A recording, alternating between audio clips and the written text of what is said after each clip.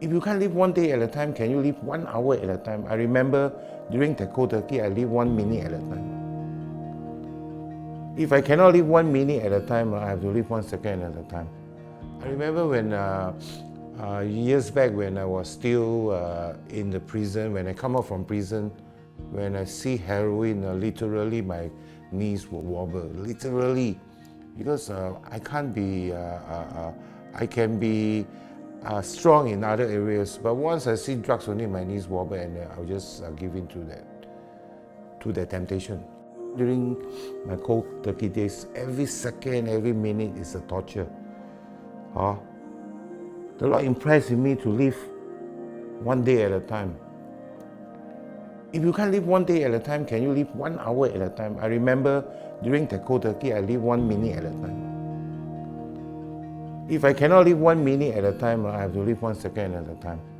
I remember every minute I have to go to take a cold bath to shaken myself and then rest, and then all the heat will rise up again during cold turkey, and then I go and rush back and to have another cold shower.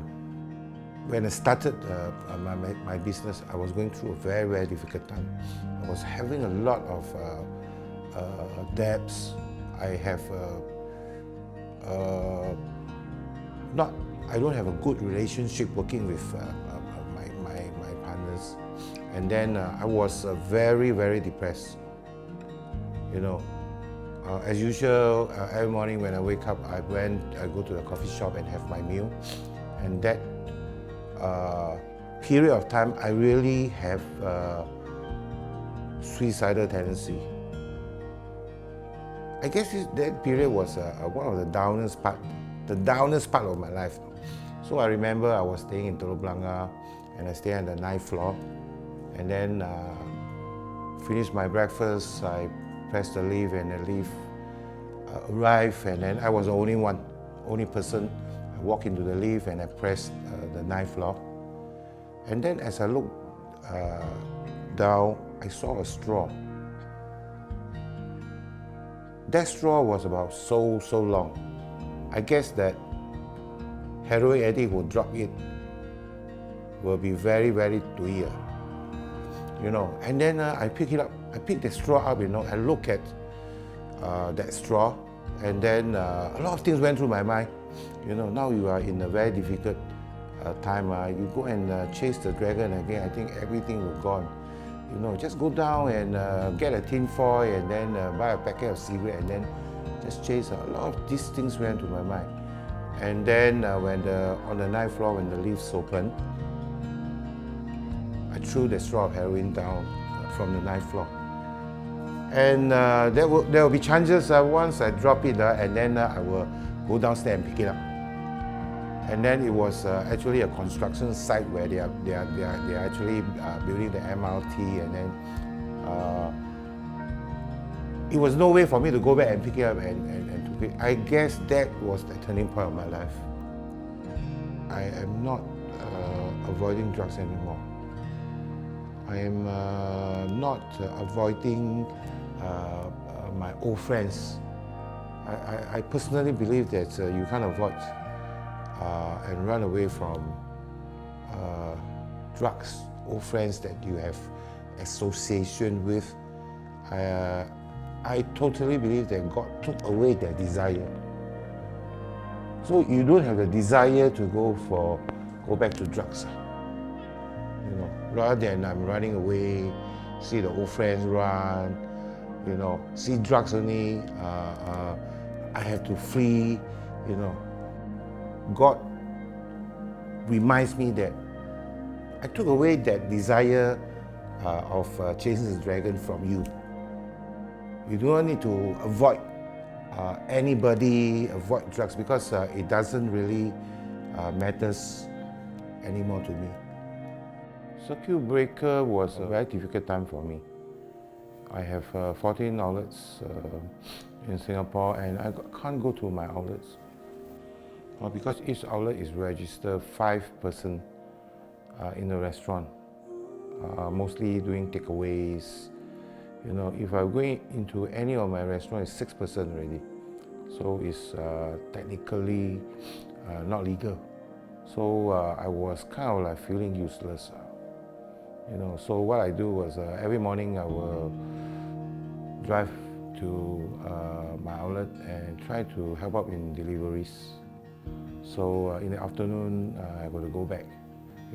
So going back is actually watching TV, sleep.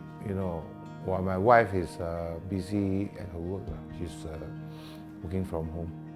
So for me, I thought, the circuit breaker was not a problem for me. I've been into prison for solitary confinement, going to the punishment cell. You know what is a punishment cell? In Singapore and out there, if you commit some crime, you go to prison. But in prison, you commit a crime, you got to be locked out in a punishment cell. No problem for me. I've gone through that. I thought I was going to be easy job, piece of cake lockdown. But during the lockdown, I was very depressed. Because it has never happened in my life that you can't go out. You have to wear your mask.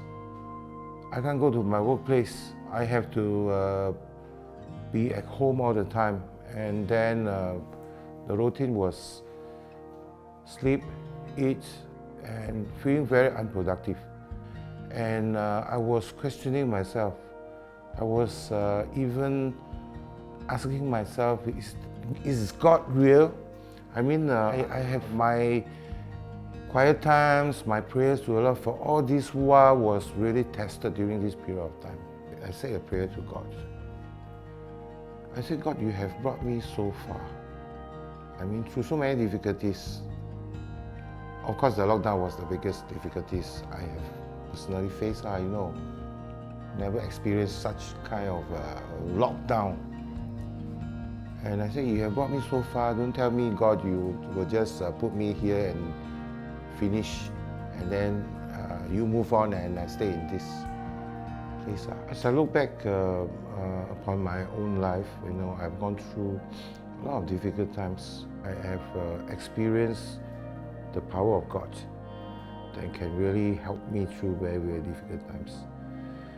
Sometimes as a human, I'm a human, I forgot the goodness of God, especially during this difficult time. During the lockdown period, I totally forgot what the Lord has seen me through all the tough times that I had.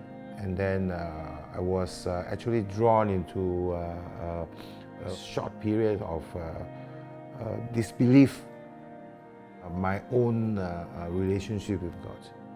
I say I'm very fortunate that I have a wife, a God-fearing wife who always remind me that, And then as I look back, right now we are in the second phase, going to a third phase. I guess that my past experience definitely gives me the strength, but I must be always reminded of the grace of God that has seen me through.